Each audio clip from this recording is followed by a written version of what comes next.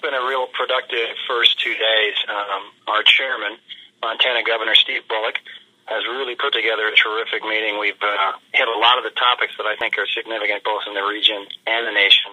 The opening roundtable connecting Canada and the West featured Premier Brad Wall of Saskatchewan and the Canadian Ambassador David McNaughton in a conversation with the governors about a variety of topics, and obviously you can guess some of them, but certainly NAFTA, softwood lumber, trade, technology, all came up in that. And then there was a really interesting conversation that followed that on cybersecurity and the challenges we face protecting our electric grid. Some experts came in and the governors grilled them on where they saw weaknesses, where they saw opportunities to do a better job. Today was really very strongly a policy day. It was opened by a fascinating keynote by Frank Luntz.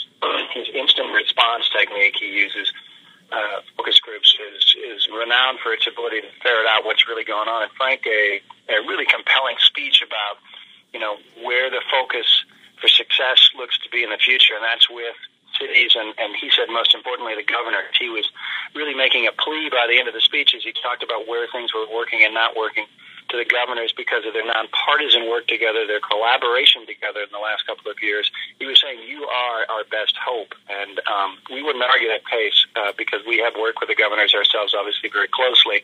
We're biased, but we also see how they work together. We see how they work in their states. Chairman Bullock, because he is the chairman, in the past year has a chairman's initiative. His central policy initiative is called the National Forest and Rangeland Management Initiative. And in that, they looked at ways to better manage both of those, forests and rangeland, and issued today a report with a series of recommendations key to, how can we do a better job of taking care of our environment and at the same time making it possible to perhaps also help local economies that badly need some help in logging and whatnot. It was a great conversation. We had the chief of the U.S. Forest Service, Tom Tidwell, there, and we had the acting chief of the Natural Resources Conservation Service there. We had state, we had federal people on that panel. And then that was followed by a keynote by Department of the Interior Secretary Ryan Zinke, and he spoke to the governors and to the audience about what he's been up to.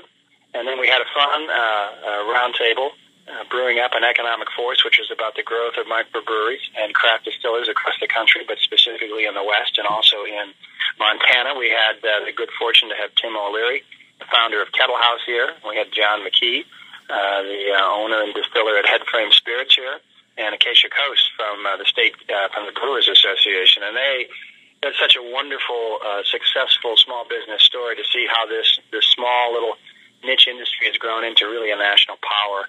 And then the day was closed with an inspiring keynote by Conrad Anker, who talked about how his climbing and his adventures have so colored, his interest in the outdoors and how he wants to preserve it. Fantastic. Now, are you all done now, or do you have another day? We have another day in fact, we have a really fun session to kick us off on Sunday morning.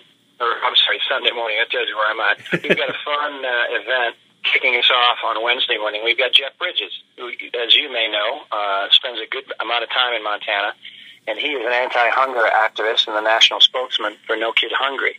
So he'll be the centerpiece of a roundtable that opens the final day, and he'll be talking about that, and I suspect we might get a story or two out of him as well. And then the governors will have a candid conversation about infrastructure among themselves, what they're trying to do, what they'd like to do, what they'd like some help to do, some help with from the federal government maybe. And then we will elect and bring in our new chair, Dennis Dugard, who is going to take over in the coming year, and he will talk in greater length about his proposed central initiative, which will be workforce development.